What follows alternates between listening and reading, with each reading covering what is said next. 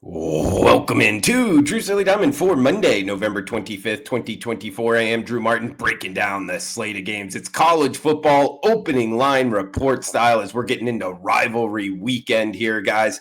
Off the profitable weekend, 3-0 Sunday, 2-1 Saturday, 2-1 Friday, bringing us to 78 and 55. That's 59% winners, given out for free on the WagerTalk YouTube channel, going each and every day, plus 15.5 units of profit. If you're following along, let me know in the comments below where you agree, where you disagree with some of these line moves, both sides and totals for the upcoming weekend. Smash that like button if you're liking the content. As we got first game up that we're talking here, Saturday night, 7:30 Eastern on ABC. Playoff implications for the Lone Star Showdown. Kyle Field, College Station, Texas. It's the Texas Longhorns and the Texas A&M Aggies. 48 and a hook being the total. Texas -6 at most shops. There is a -5.5 out there in the global market. 8-3 A&M, 10-1 Texas. Texas likely in the playoffs here. Texas A&M actually still controls their own destiny, even off of a loss last week. They're sitting at 8-3. They lost in 4 overtimes against the Auburn Tigers in Jordan-Hare Stadium. Part of the handicap here, guys, is they went from one of the toughest places to play in the country to now playing this week in one of the toughest places to play in the country. And it's going to be a totally flip side for them, meaning the 12th man, both literally and figuratively, where they're playing in front of the home fans, it switches to their favor. So I think that actually helps A&M in this one. Also a matchup on the field is Texas. Yes, they did beat Kentucky. However, that final score, I think it looks a little bit more favorable for the Longhorns. Kentucky was kind of in it, giving them trouble. And I almost feel like A&M and Kentucky kind of fit that same profile, kind of talented teams, defensive-minded. So I actually think that helps the Aggies here. Now, this is the first time these two teams are playing in 13 years. Since A&M kind of went to the SEC, they really haven't played. Winners heading to Atlanta to face the Georgia Bulldogs for the SEC championship. The Longhorns just 1-4 against the spread their last 5. A&M granted 3-8 ATS year to date. Neither one of these two teams betting on recently has been a great bet overall. I actually think, guys, Texas, I think they take some money here. I just think the public, some more sports bettors out there are going to see Texas as the more talented team and not really bring into effect. It's in Kyle Field, tough place to play, at least fully in the handicap. So there is 5.5 out there. I doubt that's there by kickoff. Opening line report style, guys, Texas 5 and a hook. If you like the Longhorns, I would jump on that sooner than later. We'll head down the list here. 3:30 Eastern time on ABC. It's the Iron Bowl from Bryant-Denny Stadium, Tuscaloosa, Alabama. Auburn at Alabama. We're seeing the Crimson Tide -12-point home favorites, 52 being the total. Just talked about A&M. Auburn did beat A&M last week. 5-6 now on the season. Coming into this week, guys. By the way, if you had something going on, this was a wild weekend this past weekend in college football. 7 of the top 20 college football teams lost.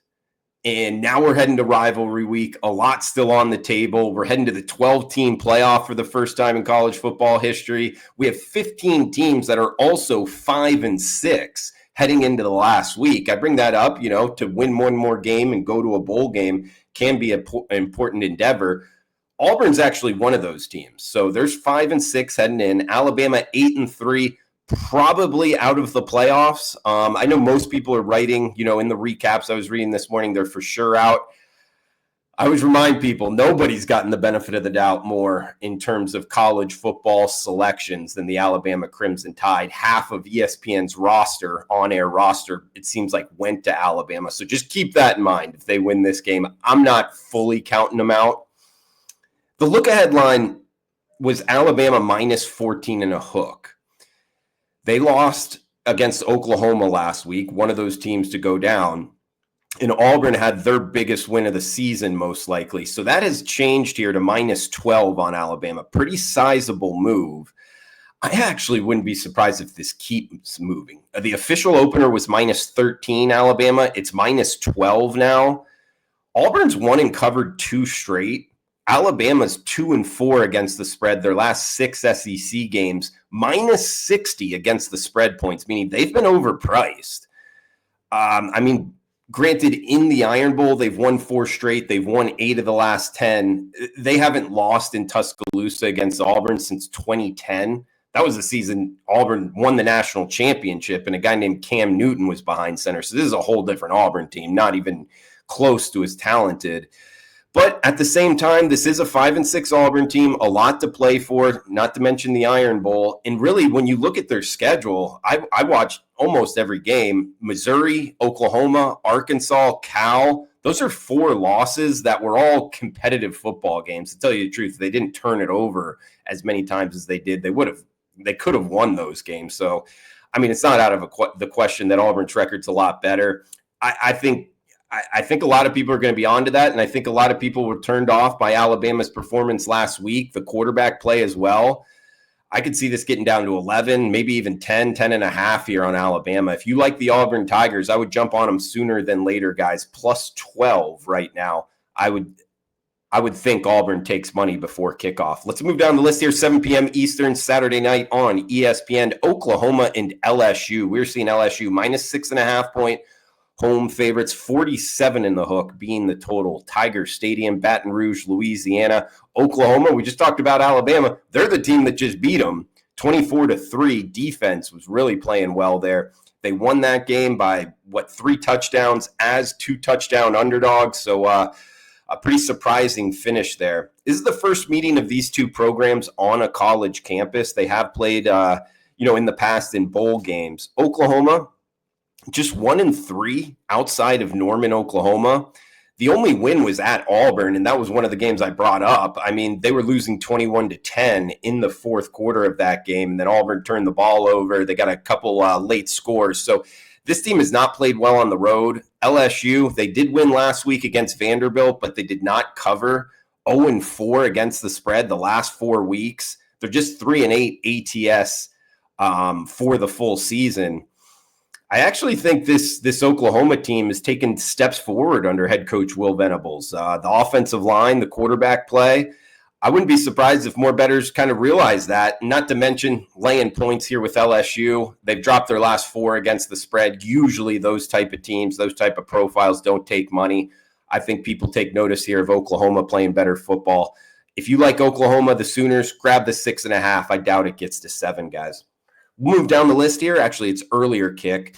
It is the Smoky Mountain Bowl, Tennessee and Vanderbilt, 12 noon Eastern on Saturday. This one on ABC, kicking us off. Tennessee, minus 11-point road favorites, 48 in the hook being the total. Vanderbilt comes in 6-5 on the season. Tennessee, 9-2 for the year. Likely in the playoffs with a win. I guess it still remains to be seen, but however, we're talking about this from a betting perspective, guys, and they are just 2-5 their last 7 against the spread. This is not the profile I like to bet on for head coach Josh Heupel. We actually talked about this on Saturday's show, the college football betting show. Laid 41 points with Tennessee. They won 56-0.